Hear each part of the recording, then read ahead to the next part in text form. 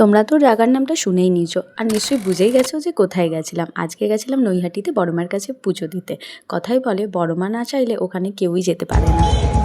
Hello, এখন আমরা যাচ্ছি নৈহাটিতে বড় মায়ের পুজো দিতে। সবকিছু তোমাদের সাথে শেয়ার করব। আর এখন আমরা রিক্সা করে যাচ্ছি মন্দিরে। জাস্ট দারুণ লাগছে, অনেকদিন পর আমি রিক্সাতে উঠেছি।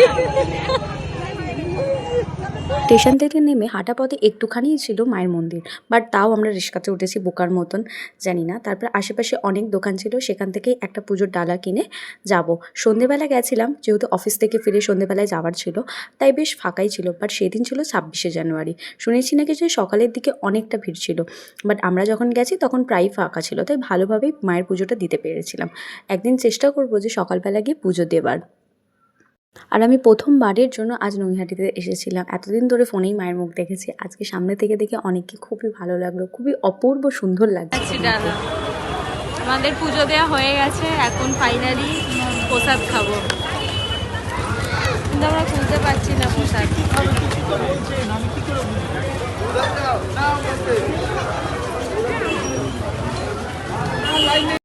ওখান থেকে পুজো দিয়ে বেরিয়ে ভালোভাবে বেশ পুজো দিয়ে বেরিয়ে তারপরে প্রসাদ খেতে বসলাম। তারপরে পাশেই একটা, যেখানে আমরা পুজোর ডালা কিনেছিলাম অপোজিটেই একটা ফুচকাওয়ালা বসেছিল। দেখেই খুব লোভ লাগছিল। আসলে অনেকক্ষণই খাইনি, সেই সকালবেলা ব্রেকফাস্ট করেছিলাম, তারপরে পুরোটাই না খেয়েছিলাম, তাই জন্য পুজোটা দিতে গেছিলাম। তাই আমরা সেখানেই চলে গেলাম ফুচকা খেতে।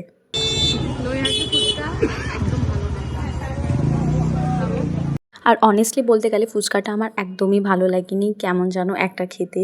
জানি না কেন আমার অতটা, মানে আমার কলকাতা ফুচকাই সবথেকে বেস্ট লাগে, ক্রাঞ্চিনেস থাকে এদের ফুচকা, সেরকম ভালো ছিল না।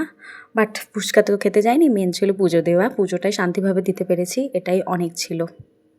ফুচকা খেয়েও পেট ভরেনি, তাই আশেপাশে কোনো দোকানও সেরকম ছিল না, সবই বন্ধ হয়ে গেছিলো, যেহেতু অনেকটা রাত হয়ে গেছিলো। তাই একটা কচুরির দোকান দেখতে পেয়ে সেখান থেকে খেয়ে নিয়েছিলাম। খুবই খিদে পেয়েছিল, যেহেতু ট্রেনে উঠে গেলে তো আর কিছু পাবোই না খাবার, তাই জন্য যা পেয়েছি খেয়েছি। বাট অনেস্টলি খুবই সুন্দর টেস্টি খেতে ছিল, আমার তো খুবই ভালো লেগেছিলো কচুরিটা খেতে।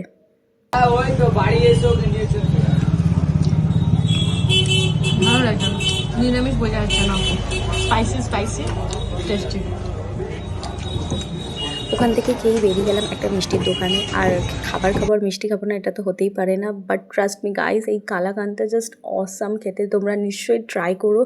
জাস্ট স্টেশনের অপোজিটেই একটা দোকান আছে, সেখানেই এই কালাকান্দটা পাওয়া যায়। ভীষণ ভীষণ ভীষণ ভালো খেতে। প্রায় অনেকটাই রাত হয়ে গেছিলো, আমরা যখন এসেছিলাম তখন 5টা করে ট্রেন ধরে এসেছিলাম, বাট এখানে এসে এতটাই সময় যে কেটে যাবে বুঝতেই পারিনি। বাড়িই ফিরেছি আমরা প্রায় 9টা ট্রেন ধরে, নেমেছি 10:30টায় সময়। তো এইভাবে দিনটা কাটালাম আজকে নৈহাটিতে গিয়ে। টাটা।